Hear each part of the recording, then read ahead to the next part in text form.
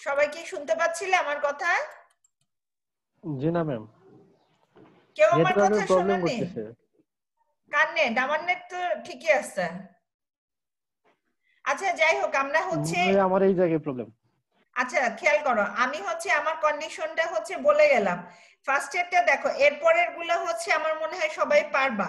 আমি আর বাকি কন্ডিশন গুলো আর এক্সপ্লেন করলাম না, ঠিক আছে? তোমাদের এগুলো একটু দেখে নিবা তোমরা। যদি না বোঝো আমি আবার হচ্ছে নেক্সট দিন যেদিন ক্লাসের ডেট দিব, খুব সম্ভবত তোমাদের নেক্সট রবিবারের দিন ডেট দিতে পারি, অথবা হচ্ছে বুধবার। কালকে আমি নিতে চাচ্ছি না, কালকে আমি নিতে পারবো না, কালকে আমাকে একটু কলেজ যেতে হবে। এখন আরেকটু খেয়াল করো, আমরা হচ্ছে এখানে 5টা কন্ডিশন আছে, 5টা কন্ডিশন আছে। 1 থেকে 5 পর্যন্ত সবাই এই 5টা কন্ডিশন ভালো করে পড়বা, পড়ে দেখবা যে কোনোটা তোমাদের প্রবলেম আছে কিনা।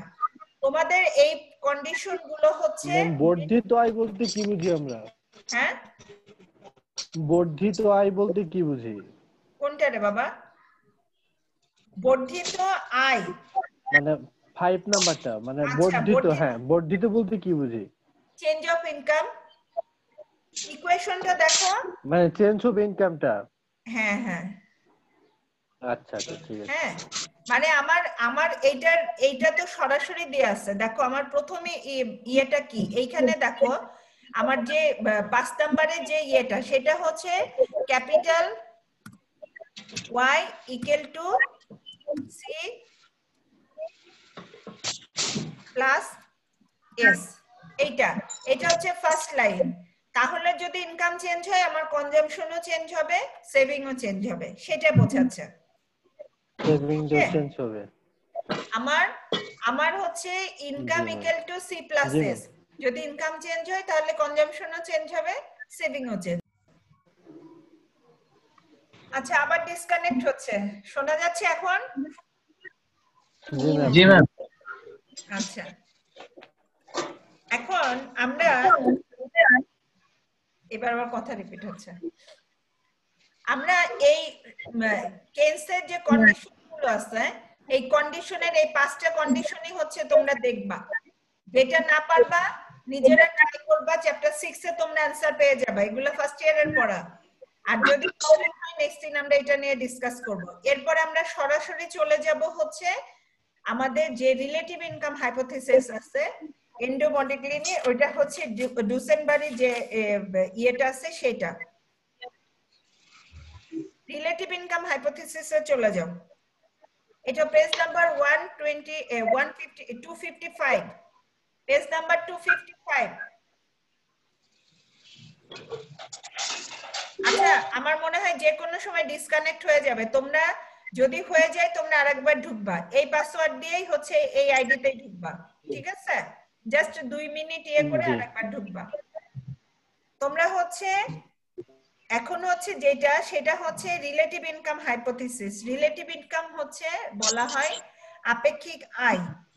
রিলেটিভ ইনকাম বলা হয় এটা হচ্ছে আপেক্ষিক আয়।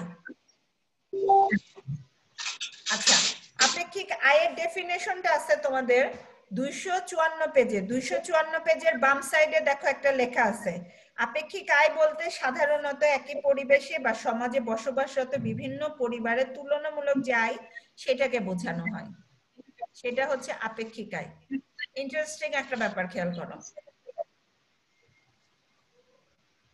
আচ্ছা, এখানে আপেক্ষিক আয়ের এখানে আমরা হচ্ছে আগে ডেফিনেশনটা বুঝি যে আপেক্ষিক আয় জিনিসটা কি। সেটা হচ্ছে, ধরো আমি মাহবুবা, আমি ওই যে বললাম যে আমি হয়তো একটা কলেজে চাকরি করি, আমি মাসে হয়তো 20,000 বা 30,000 টাকা বেতন পাই।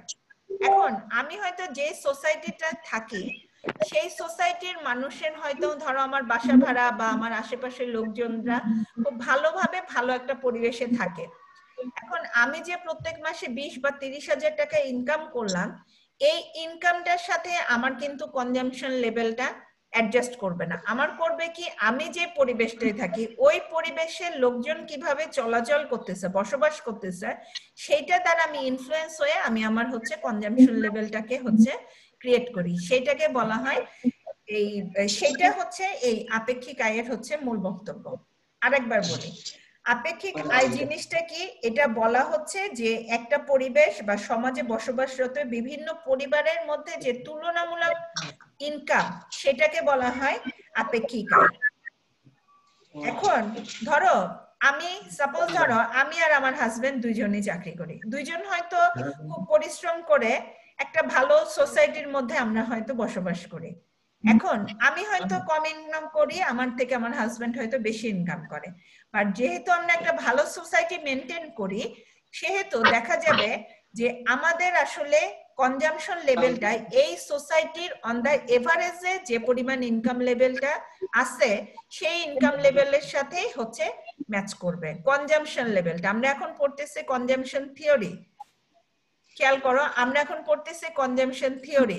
কনজাম্পশন লেভেলটা ডিপেন্ড করবে আমরা যে সোসাইটিতে বসবাস করতেছে, আমার আশেপাশের লোকজনরা যেভাবে চলাফেরা করতেছে সেই রকম একটা সোসাইটির মধ্যে আমরা যেভাবে মানে কি বলবো কম্পারেটিভলি যে ধরনের ইনকাম হতে পারে সেই রকম ইনকামটাকে উপর ডিপেন্ড করে বা রিলেটিভ ইনকামের উপর ডিপেন্ড করে আমার কনজাম্পশন লেভেলটা হচ্ছে তৈরি হবে। বুঝা গেছে ক্লিয়ার আমার কথা? আচ্ছা ধরো আমি হয়তো বেতন পাই 20,000 টাকা, সাপোজ ধরো আমি হয়তো আমার স্যালারি হয়তো 20,000 টাকা, আমার হাজবেন্ড হয়তো পাই 50,000 টাকা, আমরা হয়তো বাসা ভাড়া দিই হচ্ছে 20,000 টাকা। এখন সো এটা কিন্তু ঢাকা শহরের মধ্যে অন দ্য এভারেজে একটা মোটামুটি ভালো একটা সোসাইটি কিন্তু আমরা মানে বসবাস করি। সো আমি যখন 20,000 টাকা পাচ্ছি, আমি যখন বাসা ভাড়াও দিচ্ছি 20,000, তখন তো আর হচ্ছে আমার এই 20,000 টাকা ইনকাম করে তো 20,000 টাকা বাসা ভাড়ার মতন আমার পক্ষে তো শুধু দেয়া সম্ভব না, আমাকে থাকতে হবে কি এর থেকে বিলো কোয়ালিটির বাসাতে। কিন্তু আমি যেহেতু 20,000 টাকার বাসায় থাকতেছি, সো আমার ইনকামটা এখানে ফ্যাক্টর না, ফ্যাক্টরটা হচ্ছে আমি যে সোসাইটিটা মেনটেন করতেছি সেটা হয়তো আমার হাজবেন্ডের ইনকামের উপর ডিপেন্ড করে আমি এই সোসাইটিটা মেনটেন করতে পারতেছি এবং আমার কনজাম্পশন লেভেলও ঠিক সেভাবেই হচ্ছে মেনটেন হবে। ক্লিয়ার নাকি দেখো?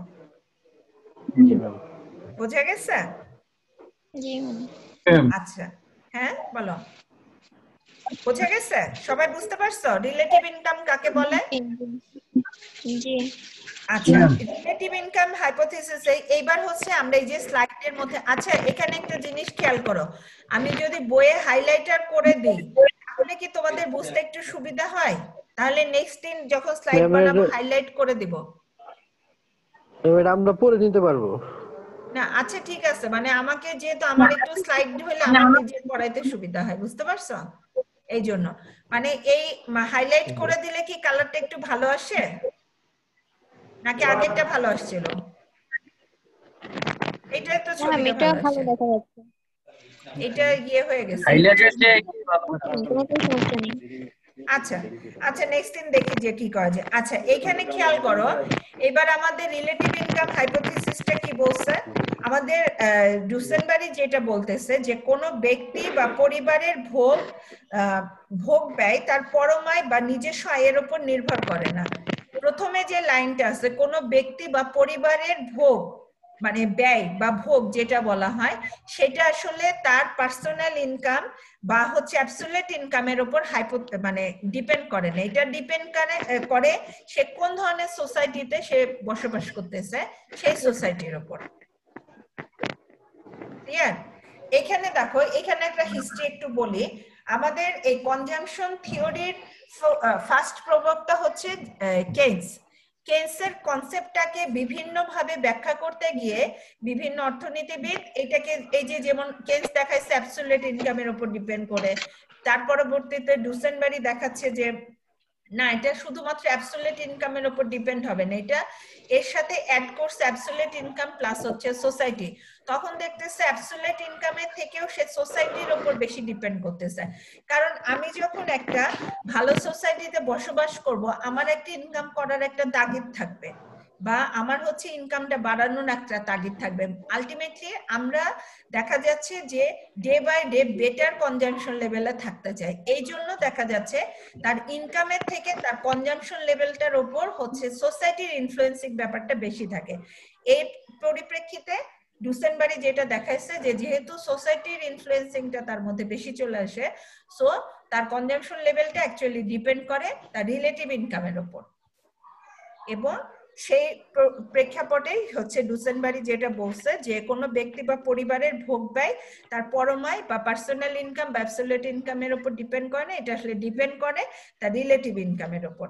তারপর রিলেটিভ ইনকামটা কি, সেটা হচ্ছে সে যে পরিবারে বসবাস করে বা যে সোসাইটিতে বসবাস করে, এক সোসাইটির মধ্যে বা পরিবারের মধ্যে যে আপেক্ষিক আয় বা পারস্পরিক যে তুলনামূলক আয়, সেটা হচ্ছে আমার রিলেটিভ ইনকাম।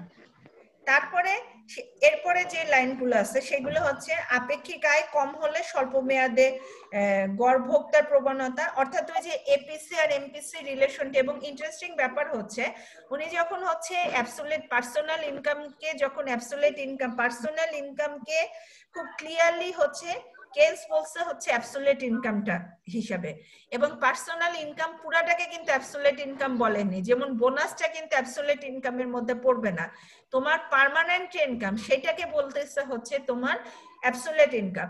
আর ডুসেনবারি যেটা করছে যে তার পার্সোনাল ইনকামের সাথে অ্যাবসোলিউট ইনকাম বা পার্সোনাল ইনকামের সাথে সে করছে কি সোসাইটির একটা কস্ট কিন্তু সে ইনফ্লুয়েন্স করে বা অ্যাড করে সে হচ্ছে কনজাম্পশন লেভেল দেখানোর চেষ্টা করছে।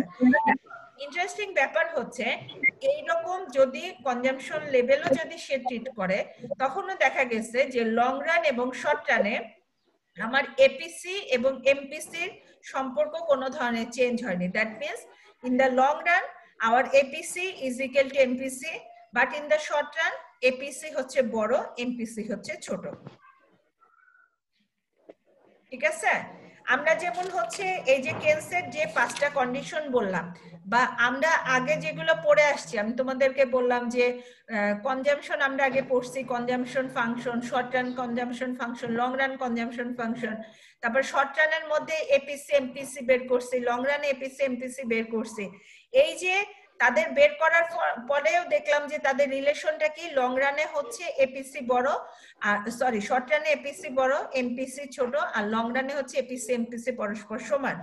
ইন্টারেস্টিং ব্যাপার হচ্ছে এই থিওরি গুলোতে যেভাবেই হচ্ছে ডুসেনবারি যেভাবে আনছে, তোমার ইনকামের সাথে যখন সোশ্যাল কস্ট অ্যাড করছে তখনও দেখা যাচ্ছে ওই কনজাম্পশন কার্ভ কিন্তু বা কনজাম্পশন ফাংশন কিন্তু এপিসি এমপিসি সম্পর্ক যেটা ছিল আগে যেমন ছিল সেরকমই প্রমাণ করতে পারছে। ঠিক আছে? বোঝা গেছে? আচ্ছা, এখানে যেমন একটা দুইটা এখানে বলছে যে আচ্ছা আমার কিন্তু ওই যে ইয়ে দেখাচ্ছে যে আর 1 মিনিট আছে, যদি ইয়ে হয়ে যায় তোমরা আরেকবার অ্যাড করো। আচ্ছা, যেটা আমরা বলতেছিলাম সেটা হচ্ছে যে আমাদের এখানে বলা হচ্ছে যে দুইটা জিনিস এখানে বিবেচ্য, একটা হচ্ছে সমাজের অন্যান্য ব্যক্তি বা পরিবারের তুলনামূলক